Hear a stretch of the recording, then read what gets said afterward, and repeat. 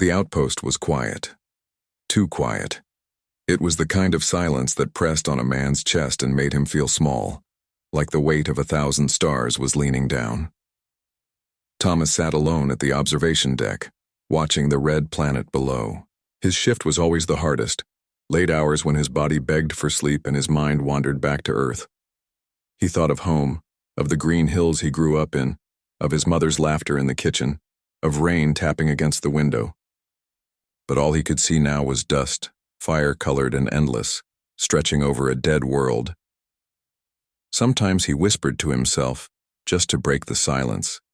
He would murmur lines from old books, or sing a song under his breath, even though no one was there to listen.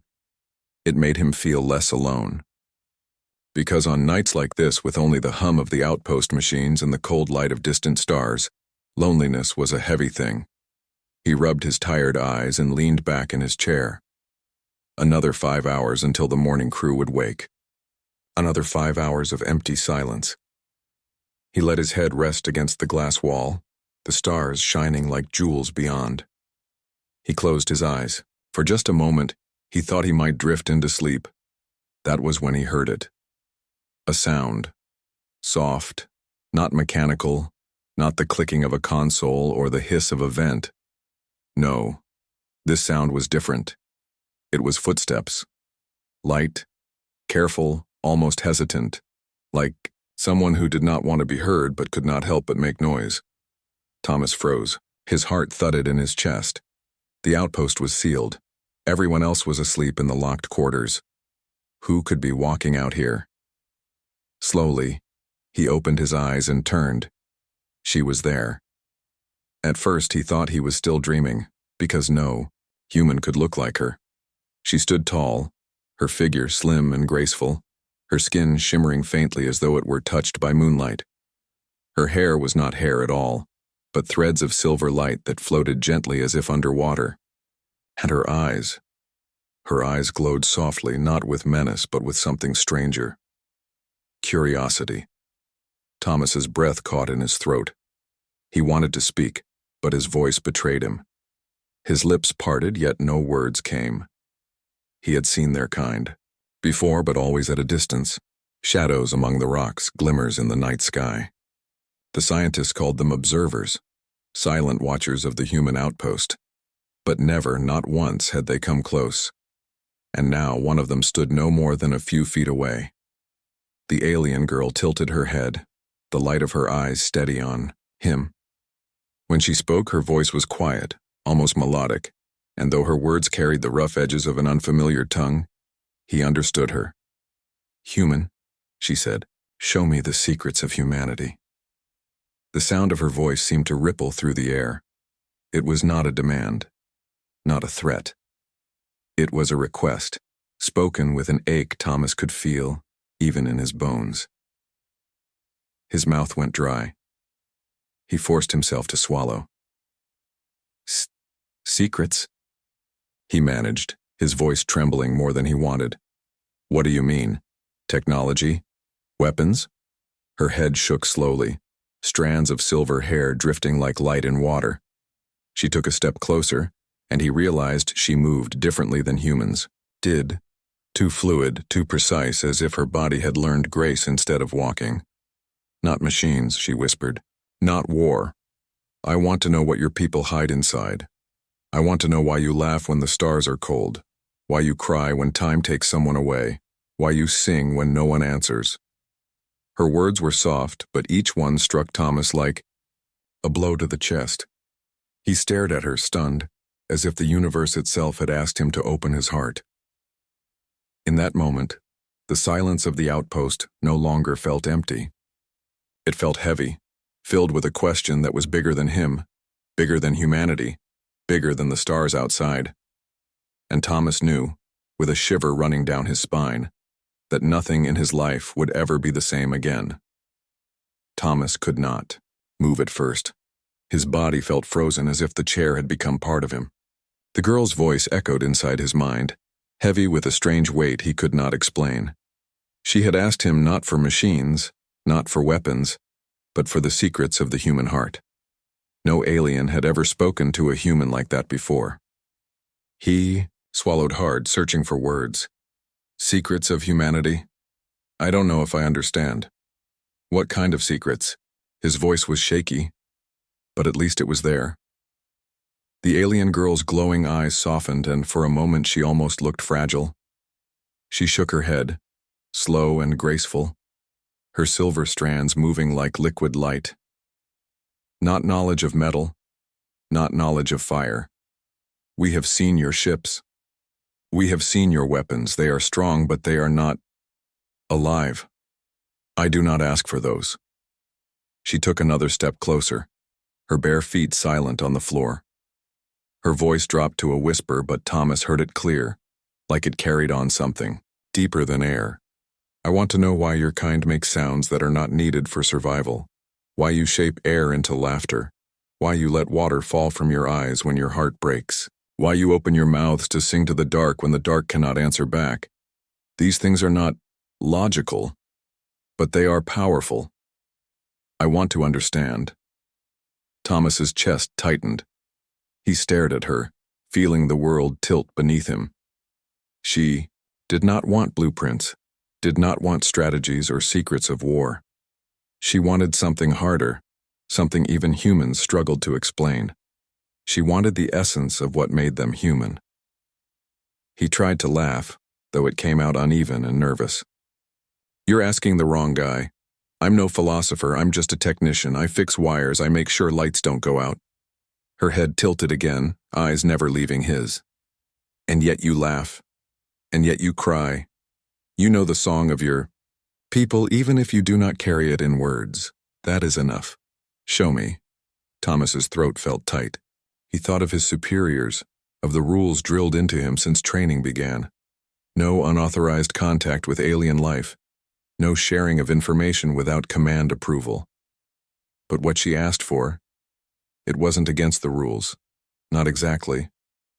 And even if it was, could he deny her? His mind raced. Why had she come?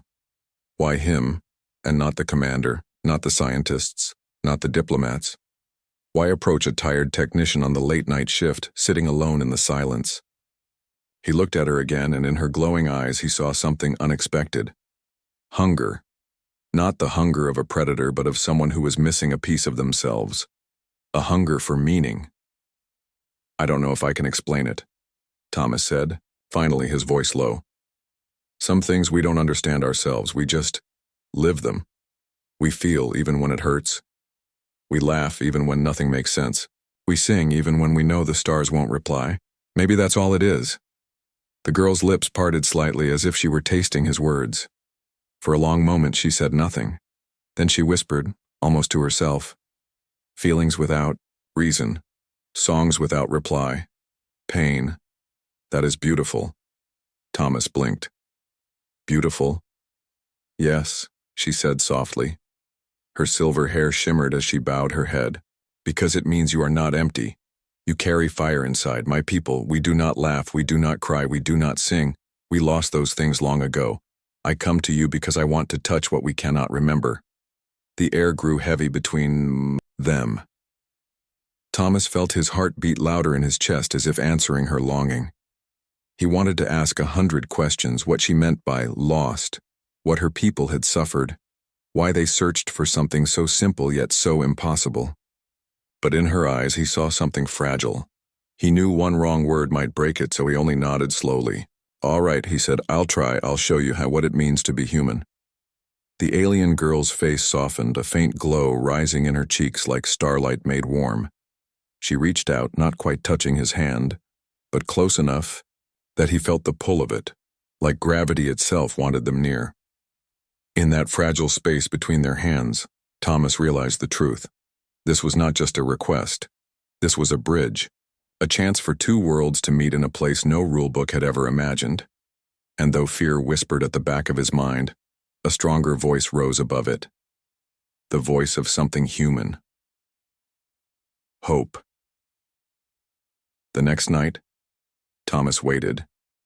He told himself she might not come back, that perhaps she had spoken once and disappeared forever. But some part of him, some quiet flame inside, believed she would return. And when when the soft sound of those light, almost silent footsteps touched the air again, he smiled, before he even turned. She stood in the same place as before, her silver hair drifting faintly as if alive, her glowing eyes locked on him. There was no greeting. She did not ask again. She simply waited. Thomas felt nervous. His hands twitched against his legs. What could he show her? What secret of humanity was small enough to fit in words yet big enough to carry the truth of a species? He thought of philosophers, poets, leaders, but he was not one of them. He was only Thomas, the technician who made sure wires worked and lights did not go out. Still, he remembered her words. Even you laugh, even you cry, even you sing. So he began with the simplest thing he knew. He pulled out his data pad and scrolled through old recordings he kept from Earth. One video had survived every transfer, every update, every system wipe. It was his sister, back when they were children, making silly faces for the camera while their dog barked in the background. She had stuck straws in her mouth to look like walrus tusks, crossing her eyes until they watered. Thomas pressed play. At first the alien girl only watched, silent, her head tilted slightly. Then her lips curved in a strange way, uncertain, but growing. And suddenly, a sound left her throat. It was awkward, broken, like a melody half forgotten, but it was laughter. Thomas laughed too, the sound spilling out of him freely.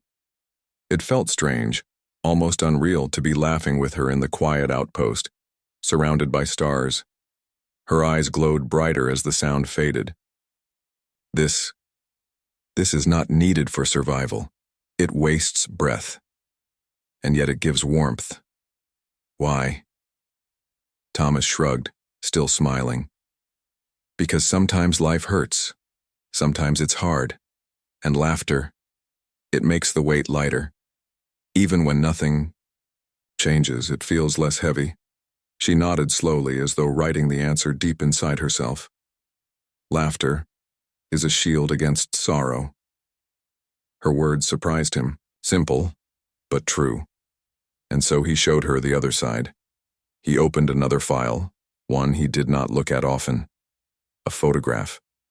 His father's grave covered with flowers, taken on the day Thomas had said goodbye. His throat tightened as he handed it to her. The alien girl looked at the image for a long time. Her silver face, usually unreadable, shifted. Her glow dimmed. Her fingers trembled slightly as they brushed the screen. And then, her eyes filled with water. Clear drops slid down her silver cheeks. Tears. Thomas's heart ached as he watched her. He had never thought an alien could cry. And yet here she was standing before him, shaking with emotion she had never known before. She whispered, "It hurts. It hurts so much. But it is beautiful." Thomas's voice broke. Yeah, that's what it means to miss someone. That's what it means to love. Sorrow hurts, but it reminds us that what we had was real. For a long while, neither of them spoke. They simply sat in the silence, the hum of the machines around them, and the quiet weight of shared sorrow. Then Thomas did one more thing. He opened his old audio files. A simple song played, an old folk tune from Earth carried by a single guitar and a human voice. The notes drifted out into the still air. The alien girl's eyes widened. Her lips parted, and she leaned closer to the small speaker as if the sound itself were alive. She placed a hand gently on the machine, her fingers trembling as though she might catch the music if she held still enough. "This," she whispered. "It is not words. It is not reason. But it touches everything inside me." "What is it?" Thomas smiled softly. "It's music. It's how we speak when words aren't enough." She closed her eyes. For a long time she simply listened, her silver face calm, her whole being wrapped in sound. And when the song ended, she opened her eyes again, and they were wet with tears. "Show me more," she said. Her voice shook, but her eyes burned with something fierce. Hunger, longing. And Thomas knew then that this was only the beginning. The secret meetings could not last forever. Thomas knew this, even as he walked each night to the quiet deck with a restless heart. Still he kept going because the alien girl always returned, and each time she came, her hunger for understanding grew stronger. He showed her music from Earth, old songs that carried laughter and pain. He told her small stories, childhood memories, nights by the fire, voices raised in song after long workdays. She listened to everything, her glowing eyes burning brighter, her face softening with emotions she had never known before. Sometimes, she asked questions so simple they broke him. Why do mothers hold their children when they cry? Why do humans share food even when they are hungry themselves? Why do lovers give gifts that have no use, but still mean everything? Each question made Thomas realize how much humanity took for granted. He did his best to answer, though often he could only say, "Because it feels right, because we care." And every time she whispered, "Beautiful." But beauty could not remain hidden. One morning, Thomas was called into the commander's office. The moment he stepped inside, he felt the tension. Two officers stood behind the commander, their arms folded, their eyes cold. On the desk lay his datapad, still glowing faintly with the last video he had shown the alien girl. His stomach dropped. "Sit," the commander said. His voice was sharp, leaving no space for questions. Thomas obeyed. His palms sweated as he waited. The commander leaned forward, his face hard. "We know what you've been doing. You've been meeting one of them. You've been speaking to it, sharing information." "She's not an it," Thomas blurted before he could stop himself. His voice cracked under the weight of his fear. The commander's eyes narrowed. "Don't correct me, technician. Do you understand the danger you put this station in? These creatures are unknown. We don't know what they want or what they're capable of, and you hand them information freely." Thomas's chest tightened. He shook his head quickly. "I didn't give her technology. I didn't give her military secrets. She asked for none of that. She only wanted to know about us, about why we laugh, why we cry, why we sing." The officers exchanged looks, their faces unmoved. The commander slammed his fist on the desk. "Do you hear yourself? That's worse. Weapons, ships, those we can fight against. But if they learn how we think, how we feel, they'll know how to break us. You've been compromised by curiosity. You've risked us all." Thomas felt heat rise to his face. His voice came out sharper than he meant. "No, you don't understand. She wasn't trying to use me. She was searching for something her people lost. She's not an enemy. She's—" He stopped himself, realizing how wild it all sounded. The commander's expression turned cold as stone. "This ends now. No more contact. If she approaches, you report it immediately. Do you understand?" Thomas wanted to argue, wanted to tell them they were wrong. But their eyes told him there was no room for protest. Slowly he nodded. "Yes, sir." "Good," the commander said. His tone was final. "You're dismissed. And Thomas, remember your duty. You are here to serve humanity, not betray it." The words stung deeper than he expected. That night, Thomas sat alone in the observation deck, his heart heavy. For the first time since she had come, he hoped she would not appear. It would be easier that way. Easier to obey orders. Easier to protect himself from the storm that was coming. But when the soft footsteps echoed again, his heart betrayed him. He turned, and there she was, eyes bright, voice gentle. "Why do you look so heavy tonight, human?" she asked. Thomas's throat tightened. He wanted to tell her everything, but fear gnawed at him. "They found out," he whispered. "They don't want me to see you anymore. They think you're dangerous." Her glowing eyes dimmed, her face trembling with something close to sorrow. "Your leaders fear me?" "No," Thomas said softly. His voice shook, but he forced the words out. "They fear what they don't understand." For a long moment, silence hung between them. Then the alien girl whispered, "And do you fear me?" Thomas looked into her eyes, into the ache and the hunger he had seen since the night she first spoke. His answer came quietly, but without hesitation. "No," he said. "I don't." And though the words were soft, they felt louder than any order, stronger than any command. The silence after Thomas's words felt endless. The alien girl stood very still, as though the weight of his voice had pinned her in place. Her silver eyes glowed faintly, flickering like candles caught in wind.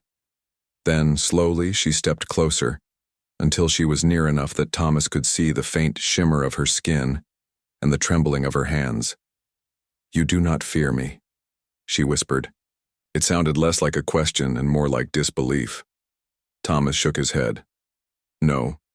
You came here asking for laughter, for tears, for songs. If you meant to harm us, you wouldn't have asked those things." Her lips parted, but no sound came, at first. She looked away toward the stars shining beyond the glass. For a moment Thomas thought she would leave, vanish into the silence again. But instead she began to speak, softly at first, then with a voice that grew heavy with memory. "My people are old, older than your sun, older than the dust beneath your feet. We once burned bright, full of feeling, full of voices. We knew laughter. We knew sorrow. We filled the stars with song." Her words trembled as though carrying too much weight. Her glowing eyes dimmed. But something changed. Over time, we let go of pain. We told ourselves sorrow was weakness, that it wasted strength. We buried our grief, silenced our tears. Then, without sorrow, laughter grew quiet. Without laughter, songs became hollow. Slowly, piece by piece, our fire went out. We became empty. She pressed a hand to her chest, her long fingers curling against her skin. "Now we live long, longer than you can imagine. But what is life without feeling? What is existence without joy or grief? We are shadows of what we were." Thomas felt a chill run down his spine. He stared at her, his heart aching at the rawness of her confession. "You lost it all?" Her head bowed. "Yes, and we cannot bring it back. We crossed the stars, searching for what we abandoned. We watched your kind from afar, uncertain, afraid. But when we saw you laugh, even in hardship, when we heard you sing to the night, we remembered what we lost.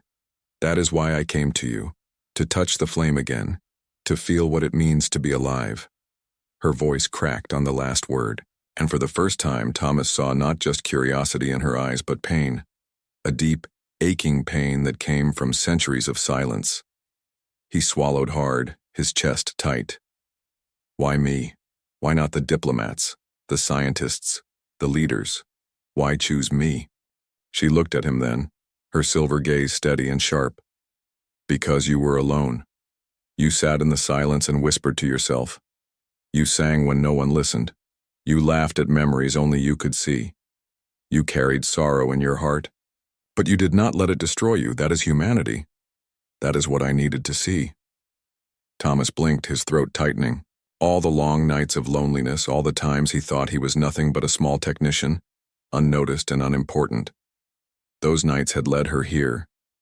He had shown her humanity without even knowing it. The alien girl stepped closer still, until their hands nearly touched. Her fingers hovered near his, trembling. Her voice softened. "Do you understand now? I do not want your machines. I do not want your wars. I want your fire. The secret you carry, even when it hurts. The secret that makes you human."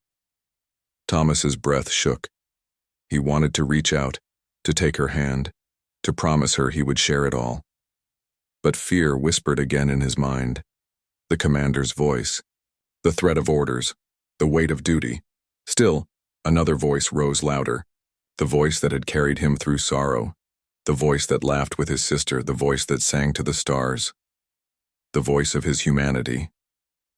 He lifted his hand, slow and careful, and placed it gently against hers.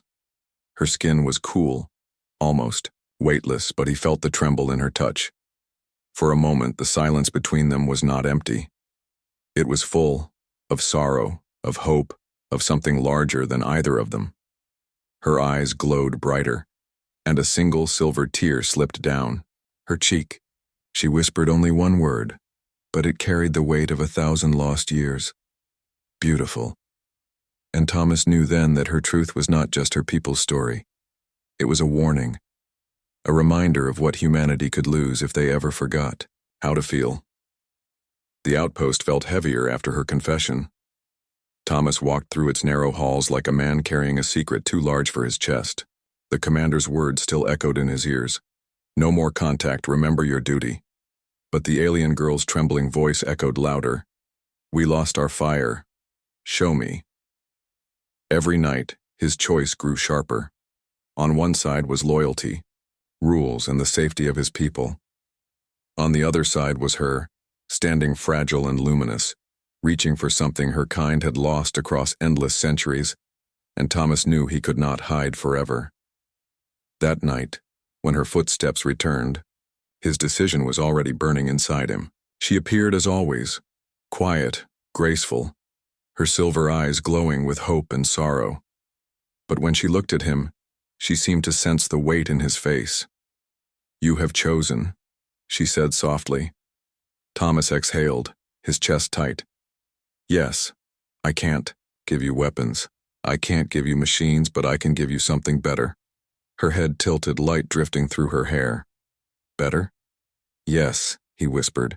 A piece of us. A piece of what you're searching for. From beneath his chair, he pulled out a small black case. His hands shook as he opened it. Inside was a guitar, old, worn, the wood scratched from years of travel. It was his father's, the only treasure he had carried from Earth. Many nights, he had held it and thought of home, though he had not played it in years.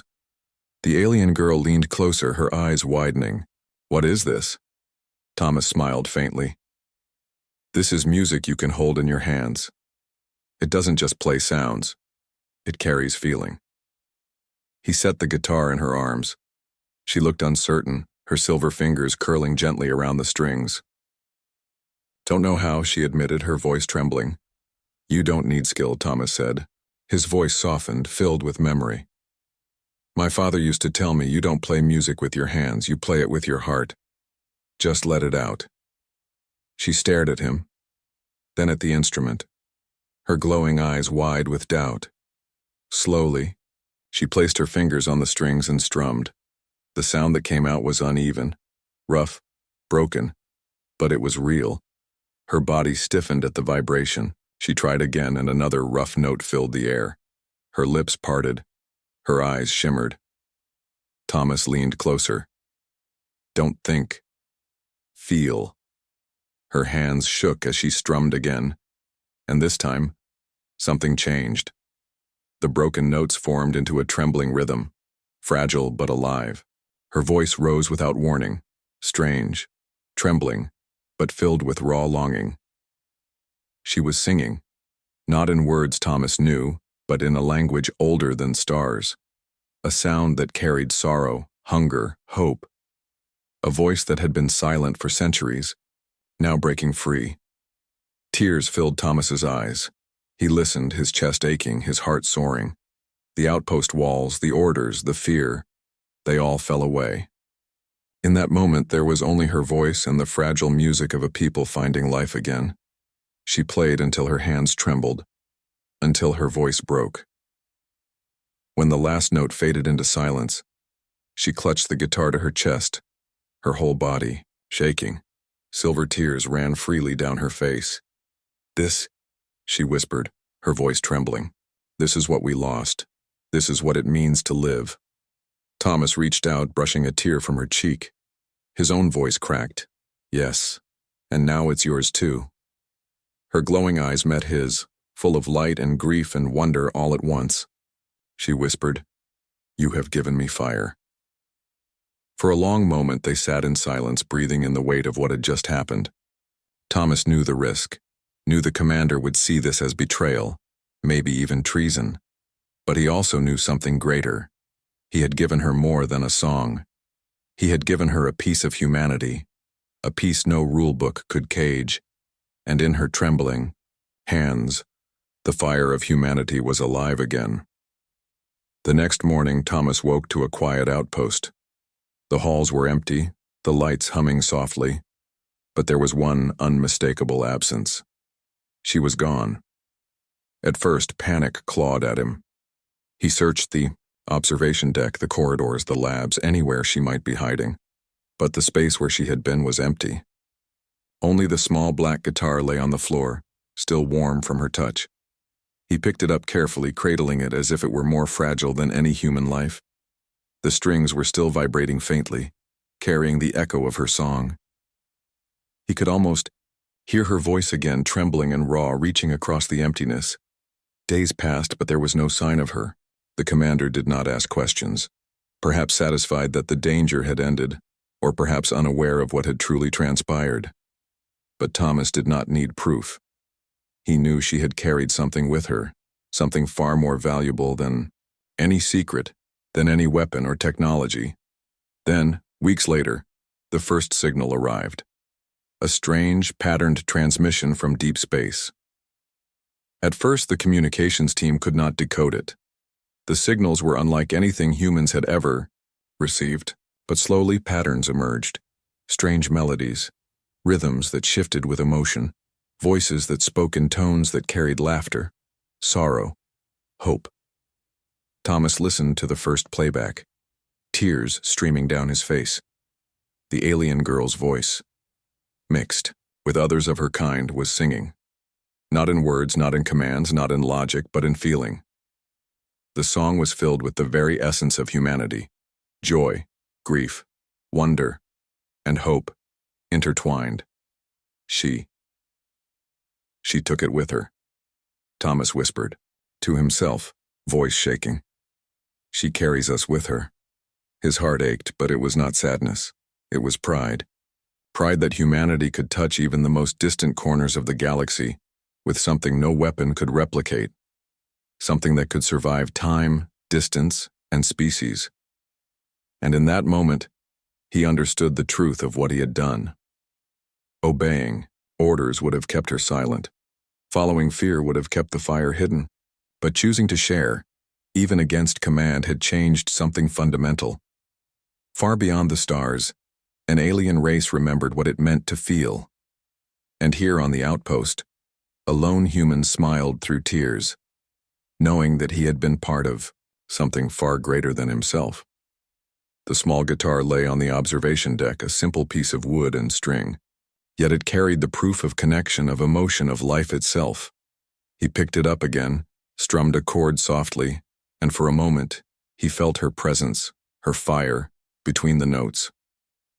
Thomas whispered into the quiet room, "Your fire is alive," and somehow he knew she could hear him, wherever she was among the stars. The galaxy was vast, full of silence and darkness, but now somewhere beyond the red dust of distant planets, voices rose. Strange, beautiful, and alive. Voices that laughed, cried, and sang. Voices that carried humanity's secret across the universe. And in that endless night, Thomas felt something swell in his chest, a warmth he could not explain, a hope that stretched farther than the eye could see. Humanity had touched the stars, not with power or conquest, but with what was most fragile, most precious, the ability to feel, to connect, to share life's fire with another being, even one who had forgotten how to live. He looked out at the stars again, and for the first time, the silence of space did not feel empty. It felt alive. And in that quiet, Thomas whispered one last time, "The secrets of humanity are not hidden. They live in us all, and now they live among the stars."